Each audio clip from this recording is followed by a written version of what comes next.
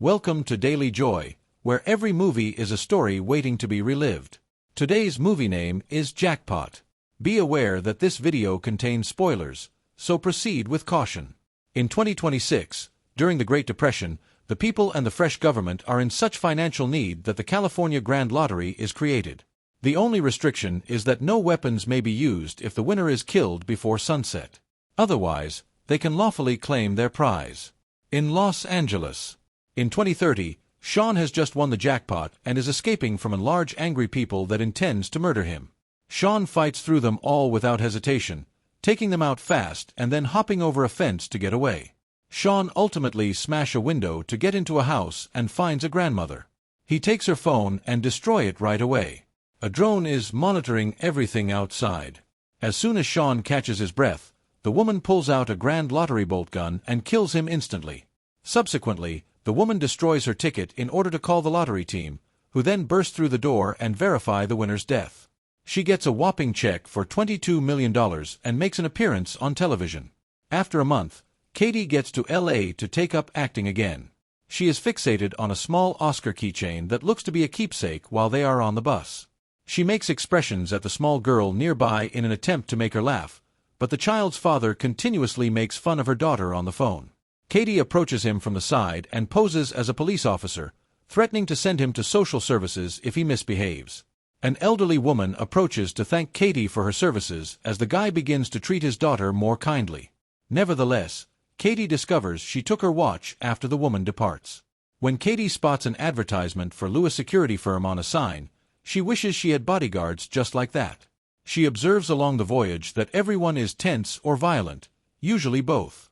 Meanwhile, the next lottery drawing, which takes place in 18 hours, is the talk of the town. The next jackpot is for $3.6 billion, and ticket sales have shattered previous records. Singing the Ninja Turtles song at home, Noel prepares his weaponry. When Katie finally arrives at the hotel she booked online, she discovers, to her horror, that her new flatmate, Shoddy, has been lying to her about how horrible the property is. In addition to being somewhat bothersome, Shoddy makes crude jokes, ignores her mother's calls, and has images of herself in Katie's room. In addition, Shoddy has a rude boyfriend named DJ who, when he gives Katie the house keys, slaps her as a prank. The following day, Noel's television advertisement promotes his bodyguard services to the winner of the lottery. Katie is horrified to see that her clothing have been destroyed by leaks from the upstairs bathroom through the roof when she wakes up. Since she has an audition in a few hours, she contacts Shoddy to complain, but Shoddy can only assist by renting her clothes. Due of her tardiness, Katie is forced to start spending her cash on a terrible dress and take a cab. The driver is often talking about celebrity rumors and making improper remarks. She even mentioned that well-known rapper Machine Gun Kelly has a bunker of his own. When Katie arrives, a staff member demands $400 from her in order for her to take part. When her audition finally starts, she says she used to be in a lot of TV commercials as a child, but had to put her career on hold to care for her ailing mother. Katie chose to give acting another shot when her mother passed away. When she digs through her pockets for her monologue notes, she discovers Shoddy's lottery ticket, which Katie inadvertently touches with her thumbprint, activating it. Her picture is taken, and she is formally registered as a player. After putting it away fast, Katie tries to act, but she is rejected right away and expelled. The other actresses try to encourage her in the hallway. All of their lottery tickets suddenly light up, revealing Katie's face and proclaiming that she has won. Even though some of them are armed with knives, the actors instantly adopt a hostile demeanor and attack Katie with anything they can get their hands on. Even the employees get into the fray. Unaware of what is happening, Katie uses her training in stage combat to defend herself and avoids a flying shoe before heading for the stairs. While the actresses flee, Katie is able to hide in a room on the next floor. But now that she's enrolled in a self-defense course, these individuals are also prepared to kill her. As they attack, they can't stop calling her "my jackpot," and Katie skips around avoiding their blows or making them strike each other. When she attempts to ask what's going on, they don't listen to her. Katie gets punched and seized by the ankles while some of the individuals are fighting with one another. She ends herself in a yoga class full of murderous individuals after the guy spins her around and slams her through a wall. The self-defense guys also cross over, causing confusion and the beginnings of bloodshed in the room. Katie is grabbed by the neck by a man, but Noel leaps through the ceiling to save her, hurling the assailant against the wall. Then Noel says Katie gets 5 free saves, but he has to pay 10% of the winnings for his protection afterwards. Katie is forced to sign his contract as he counts all the individuals he keeps taking down and runs out of freebies. He now engages in actual combat with others, even using Katie as a weapon to eject them. In order to protect her, he also straps her to his back and attacks from a distance using a belt as a whip. After every opponent has been taken out, Katie manages to free herself and seizes Noel's paralysis dart rifle. Noel effortlessly takes it back and makes sure the unconscious bodies are positioned correctly to prevent tongue suffocation. He informs her that they have to go since the lottery drone, which is already outside, posts the winner's location every 14 minutes. Noel notes that it is against the rules for the other players to kill each other as they flee the building. Before they can escape in his car, Noel helps her avoid the knives that the people at the food truck are hurling at her. People in the town get wind of her whereabouts and get ready to fight as the pair drives through it. Even the woman from the bus has a grand lottery bolt gun, and the ice cream truck leaves the children behind. Coming full circle, Noel tells Katie how the lottery operates and is shocked that she didn't know. Katie notes that because the news was so sad, she and her mother would only watch cooking and movie programming. Before accelerating, Noel pulls out helmets for the few riders who are soon pursuing the car on bikes and ATVs. After a Molotov bomb is hurled onto the car, causing the roof to catch fire, Noel continues driving and reaches an abandoned warehouse, where the wind extinguishes the flames. When he abruptly reverses the vehicle, a biker collides with it. Subsequently, he must continue to drive through the warehouse to protect the other bikers from starting another fire. Katie wants to stop playing the game, but her only option is to go out of town. After taking out an enemy with his dart, Noel drives in circles while more opponents hurl different things at them. The motorcyclists are unaware of this until the third Molotov tumbles to the ground, but this produces a lot of dust that enables the two to flee by pushing the car out silently. Noel agrees to drive Katie to the nearest quit line because she is persistently stating her want to stop. The motorcycles discover them at that point, and the chase resumes. When the adversary leaps through the rear window of the car, Katie grabs her knife and Noel draws his darts, but the woman bites his arm. After grabbing the mirror and hitting her, Noel asks Katie to drive, disbelieving her when she says she can't. After giving his opponent an extra helmet and shoving her out of the car, Noel transfers the fight to the back seat. Another Molotov is thrown at them by the motorcyclists, and Noel has Katie drive into a wall in order to get away. A motorcycle crashes as they try to avoid the stopped car, and Katie uses her helmet to take out the other rider. When the two attempt to drive away, the car breaks down due to the extensive damage, scarcely moving at all. When Katie emerges, she tries to flee, but Noel stops her. He explains that even though he won't get paid if she quits, he still wants to support her as they should treat others how they would like to be treated.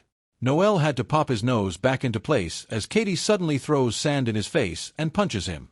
When a police car pulls up, Katie walks to the policeman to ask for assistance, but they also intend to kill her. Katie flees as Noel uses their taser to attack them in the nick of time. When the throng spots the drone close and begins looking for Katie, she hides her face behind a map in the street. She enters the wax museum, where she is shocked to learn that the guard disapproves of lotteries and allows her to hide among the sculptures. Subsequently, Katie gives Shadi a call and asks to use her car. When Shadi persistently asks Katie where she is, Katie comes to understand that Shadi is also having fun. At that point, Katie's location is revealed by a monument that greets her as she enters the museum. Shadi and DJ then attempt to enter the museum, but the guard informs them that they are not allowed in since they tampered with a statue. After Shadi knocks him down with a punch, the couple dashes inside. When Katie hears them, she runs behind a statue to hide, but when she attempts to sneak away, someone spots her.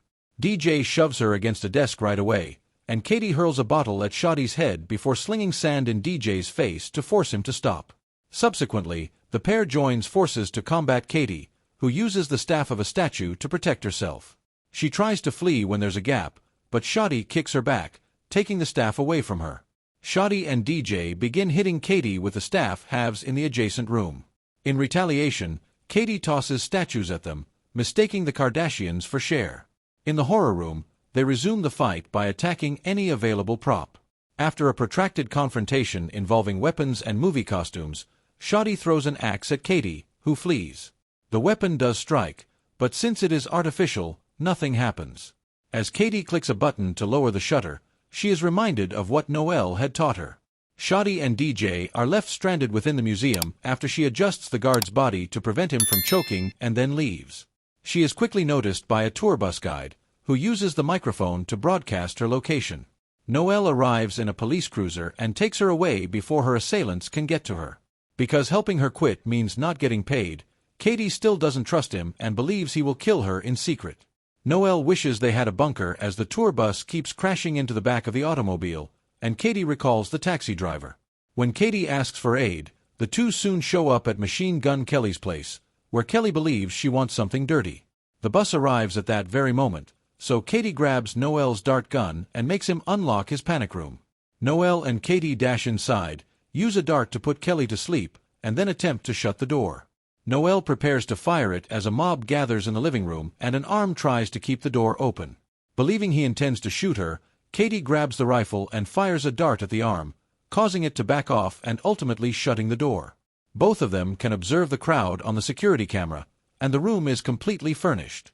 Noelle sits by Katie's side, showing her that he's a wonderful man by sharing sweet facts about himself, but she is skeptical and keeps the gun trained at him. Katie opens up when he remarks that the keychain looks cool when the keychain unexpectedly falls out of her pocket. Because her mother enjoyed movies and celebrities, she decided to pursue a career in acting. Knowing that Hollywood may be a terrible place, Katie's mother gave her the keychain as a reminder that she would always be proud of her. Her father stole all of the money she earned as a child actor when she was younger. Noelle is very reassuring and understanding, so Katie returns the gun to him. When she asks why Noelle would help her stop, he tells her that saving lives is his first priority, followed by earning enough money to continue doing so. The crowd outside keeps beating on the door in vain. Shadi tries to rouse Kelly awake with a slap, but nothing works.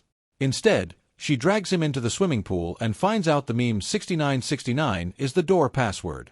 Katie and Noelle witness all of this, and Noelle becomes enraged because he is forced to call and ask for a favor. He quickly puts Katie's phone inside a safe after giving the order for a phone strike. After Shadi enters the password and the two hold the door, everyone in the throng freezes to hear their phones ringing with an Amber Alert.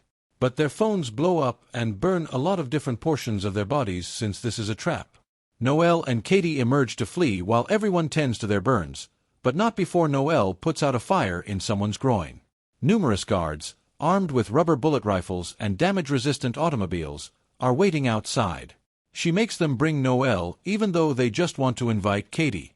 Katie queries whether Noelle works with these folks during the ride.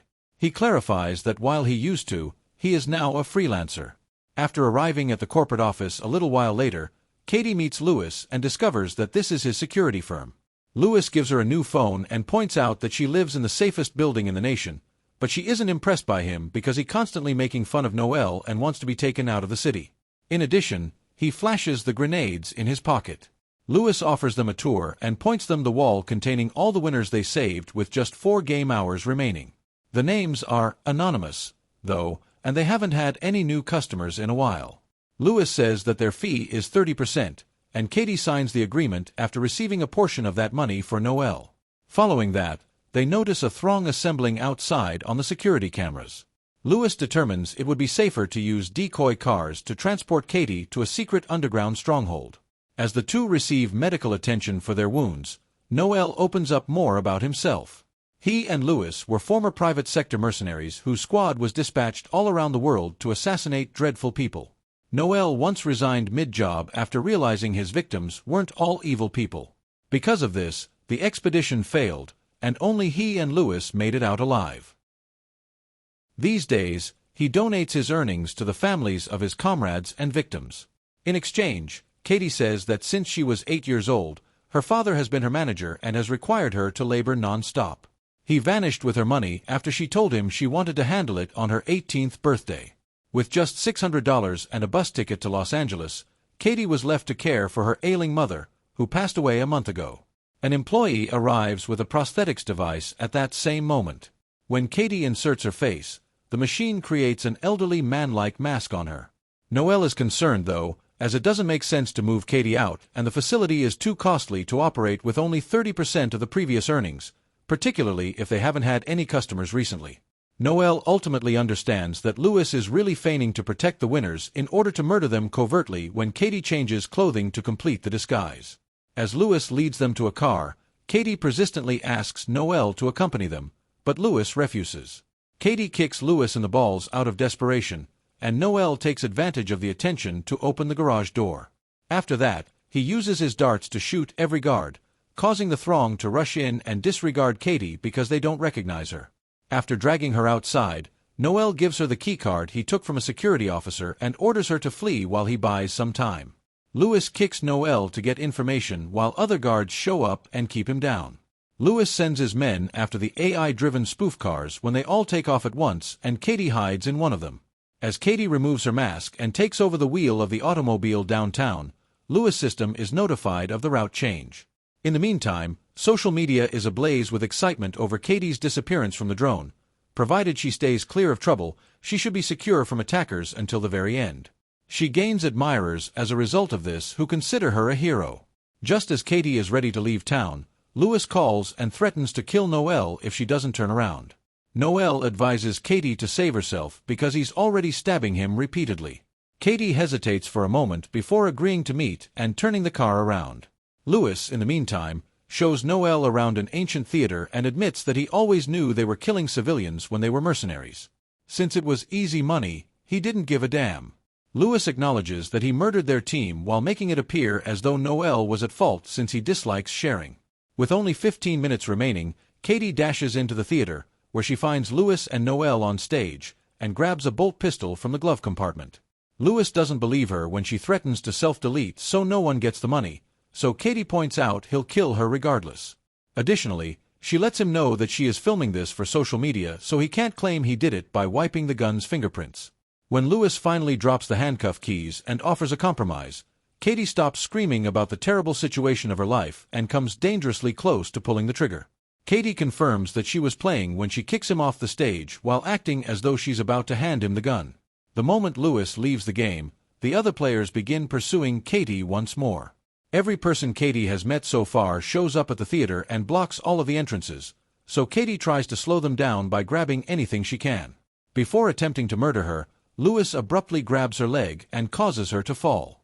A policeman tries to assist, but Louis pushes him away and fights Katie nonetheless.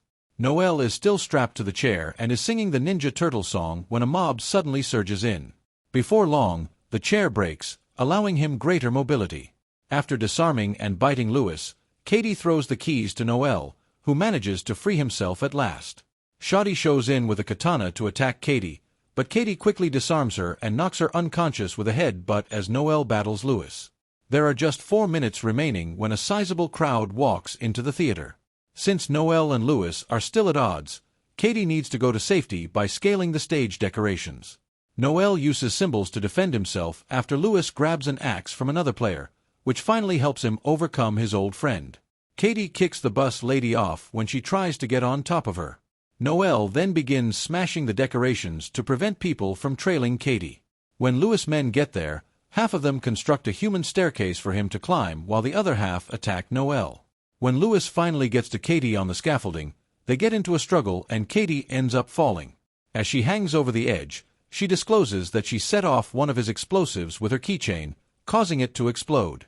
After Louis passes away and Katie stumbles, her supporters intervene with a large flag and save her. Katie gives Noelle a hug as the countdown approaches 0 and says she will give him 50%. When the lottery representatives arrive to offer her the money, she declares she no longer wants to be an actor. 6 months later, Katie and Noelle are collaborating on several non-profit organizations, including a free protection agency, a stage fighting and self-defense school, and a center for children whose parents are abusive. When Noelle attempts to create a pizza restaurant with a Ninja Turtles motif, he is sued for copyright infringement. The pair takes a trip on their own super yacht, ending in a happy note, toasting the glasses full of champagne and enjoying life. Hey everyone, thanks so much for watching this video. If you enjoyed it, don't forget to hit that like, share and subscribe button to my channel to see more videos like this.